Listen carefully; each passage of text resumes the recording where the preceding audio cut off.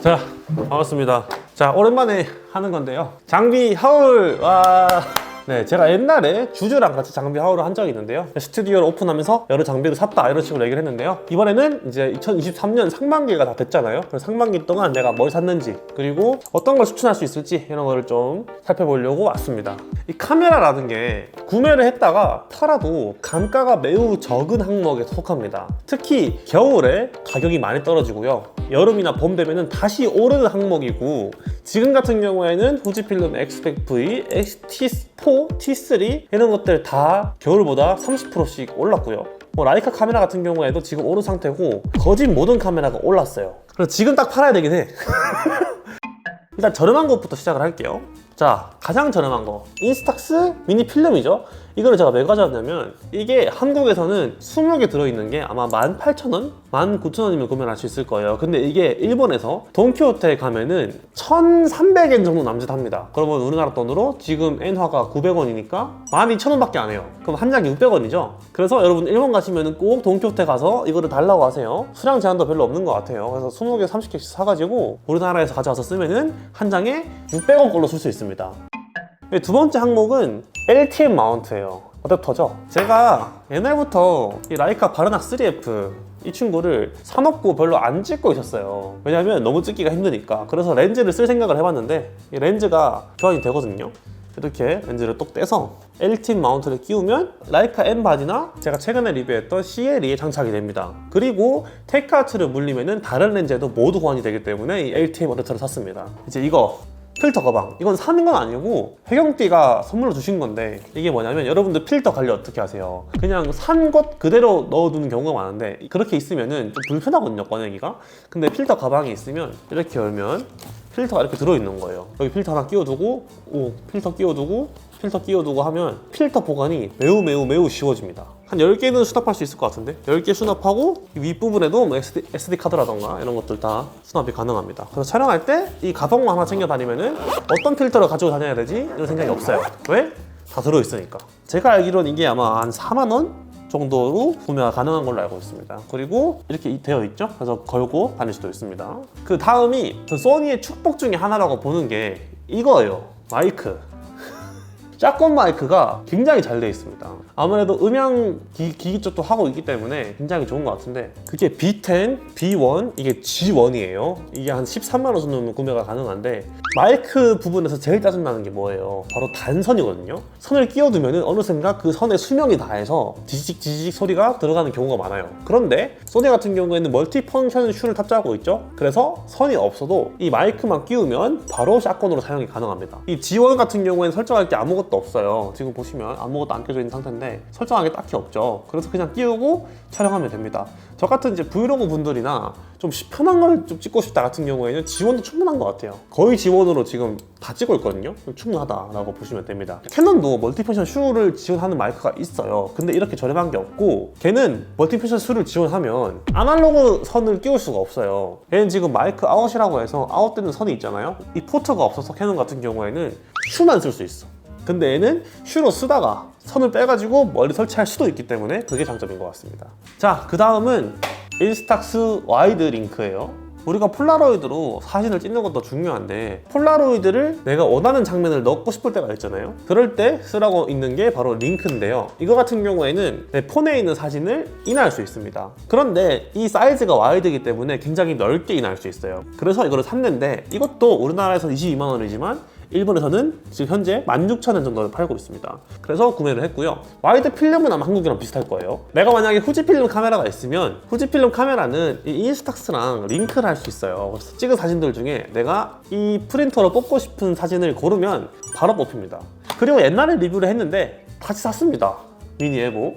이거 왜 샀냐? 이 프린터랑 같이 샀는데, 이 와이드 프린터는 아무래도 와이드이기 때문에 굉장히 넓은 것만 뽑을 수 있잖아요. 근데 카드 형태로 뽑을 필요가 있어서 그냥 인스탁스 링크가 있어요. 걔는 똑같이 이 미니 필름을 쓰는 건데, 그거 살 바엔 좀 이쁜 거 사자 해가지고 에보를 샀습니다. 에보도 우리나라가 32만원이잖아요. 일본에서는 지금 22,000엔이에요. 그러면은 20만원이면 구매가 가능합니다. 솔직히 20만원이면 살만하다 생각합니다. 32만원 너무 비싸요. 그래서 프린터 용도로 쓰고 있습니다. 전 이걸로 사진 찍지 않아요. 그리고 그 다음 가격대로는 이 렌즈 샀어요. 짜잔. 굉장히 작죠? 아니 요즘 카메라들은 왜 이런 렌즈 안 만들어주나? 거의 뭐 엄지손가락이랑 비슷한 사이즈라고 보시면 됩니다. 카메라에 끼우면 이제 이렇게 굉장히 얇게 사진을 찍을 수 있는 친구인데요. 이게 TT 아티산의 렌즈라고 해서 여러분들 아실지 모르겠는데 중국에서 나오는 렌즈군들이 있어요. 라이카 렌즈도 팔고 골드 필름에도 있고 니콘도 있고 그런 렌즈들을 많이 파는 곳이라고 보시면 되는데요.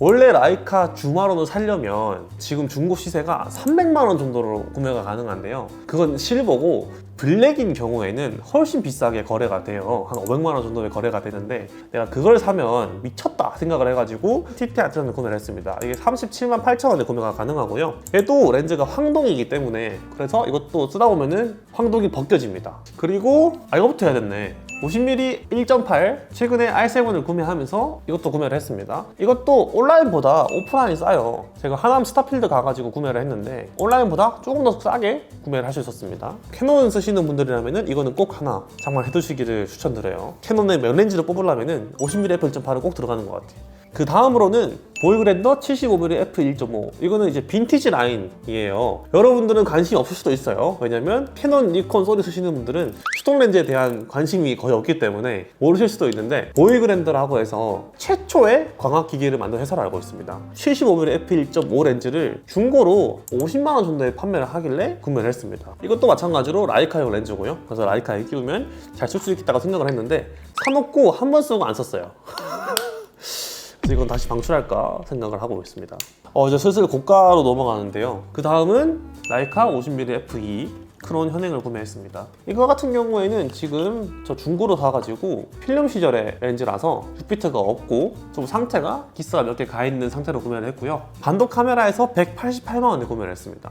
이 라이카가 대체 뭔지를 좀 알고 싶어서 샀어요. 정확히는 라이카에서 말하는 크론이 뭐냐, 룩스가 뭐냐가 너무 궁금해서 샀는데 아직 잘 모르겠습니다. 라이카에서 가장 저렴한 렌즈 중 하나라고 보시면 돼요. 신품으로 370만 원인가? 400만 원 밖에 안 하기 때문에 라이카를 구매한다면 보통 한 번씩 거쳐가는 렌즈로 알고 있습니다. 중고로는 180만 원에서 220만 원 사이로 구매를 하시면 될 것 같고요. 이 렌즈가 설계가 정말 오래됐어요. 이게 현행 렌즈라고 해서 막 2010년, 20년 때 나온 게 아니라 1990년대 설계를 아직까지 그대로 쓰고 있는 렌즈라고 보시면 됩니다. 지금 신품으로 사도 옛날 20년 전이랑 설계가 똑같아요.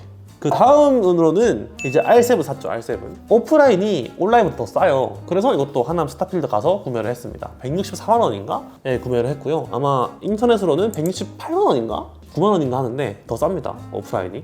그 다음으로는 아포 주미크론 이걸 구매를 했고요. 330만 원에 구매를 했습니다. 신품으로는 740만 원인데 라이카가 원래 렌즈를 새 거를 사면 호구고 다 중고를 사야 가치 유지가 돼요. 다른 렌즈들도 마찬가지겠지만 신품이 보통 이제 700에서 1000이라면 중고 시세가 한 400 정도로 형성이 되어 있는데 이 중고 시세는 안 떨어지거든요. 왜냐면 새 제품 가격이 라이카가 원래 조금씩 올리기 때문에 이 중고 시세가 계속 유지가 돼요. 그래서 이 친구도 신품이 지금 750, 780 올라가고 있는데 중고 시세는 300에서 400 사이로 형성이 되고 있습니다. 그 다음이 라이카 트라이알마입니다. 얘 같은 경우에는 라이카의 M 마운트에서는 줌 렌즈가 딱 두 개가 있어요. 둘 다 트라이엘마인데 16, 18, 21 초광각 렌즈 중에서 줌 렌즈가 있고 제가 들고 있는 이 렌즈처럼 28, 50, 35 이렇게 표준 영역에서 줌 렌즈가 딱 두 개가 있습니다. 이 렌즈 같은 경우에는 1999년부터 2008년까지 약 9년 동안 생산이 된 걸로 알고 있고요. 1세대랑 2세대가 있는데 1세대는 이 필터 구경이 55mm고 2세대가 필터 구경이 49mm입니다. 그런데 이 1세대는 이 걸림이라던가 50mm에서의 플레어 문제가 있어서 1세대는 200만 원 중반에 형성이 되어 있고요. 2세대는 조금 더 개량이 되었기 때문에 플레어라던가 이 걸림 현상이 현저히 적고 제가 들고 있는 거는 2세대 중에서도 가장 끝물인 6비트짜리 디지털 시대에 나온 렌즈라고 보시면 됩니다. 이건 국내 매물이 그렇게 많진 않아요. 중고 시장에는 애초에 올라오지도 않고 반도 카메라에 2대 있는 거 봤고요. 그 이외에는 잘 못 봤어요. 제가 구매한 가격은 한 400만 원 중반대였고요. 반도 카메라에서는 500만 원 정도로 구매하실 수가 있습니다. 그리고 마지막은 이 라이카 M10입니다. M10 블랙이죠. 이 라이카 바디들이 정말 많은데 뭐 M1부터 지금 M11까지 넘버링이 1, 2, 3, 4, 5, 6, 7, 8, 9, 10, 11 11개가 나와 있는데 그 사이사이에 M240 뭐 넘버링 없는 MP 뭐 이런 것도 굉장히 많지 않습니까? 그런데 지금 2023년에 쓰기에는 M10 이후 모델이 그래도 사용할 만해요. 왜냐하면 M9 같은 경우에는 일단 이 라이브 뷰가 안 되고요. M240부터 렌즈를 끼웠을 때 미러리스처럼 뒷판으로 지금 들어오는 상황을 볼 수가 있어요. 필름 시절이랑 똑같은 바디 크기를 가진 게 M10부터거든요. 그리고 M240까지는 저조도에서 결과물이 처참합니다. M10은 2017년에 나온 바디이기 때문에 야간에 사진을 찍어도 노이즈가 굉장히 적고, M10 같은 경우에는 한 550만원 정도에 구매가 가능하기 때문에 구매를 했습니다. 충격적인 사실, 제가 지금 M10에 끼워져 있는 이 엄지 그립 얼마인지 아십니까? 신품으로 40만원입니다. 근데 이 엄지 그립이 황동이라서 쓰면 쓸수록 벗겨지면서 황동이 벗겨집니다. 자, 여기까지 상반기 하울이었고요. 이거보다 산 게 좀 더 많긴 한데 그 친구들은 조금 자잘자잘한 거라서 제외를 시켰고요. 여기서 몇 대가 방출될지는 모르겠지만 일단 잘 써보도록 하겠습니다. 다음에는 이 M10 리뷰를 좀 어떻게 해서 가져오도록 하겠습니다.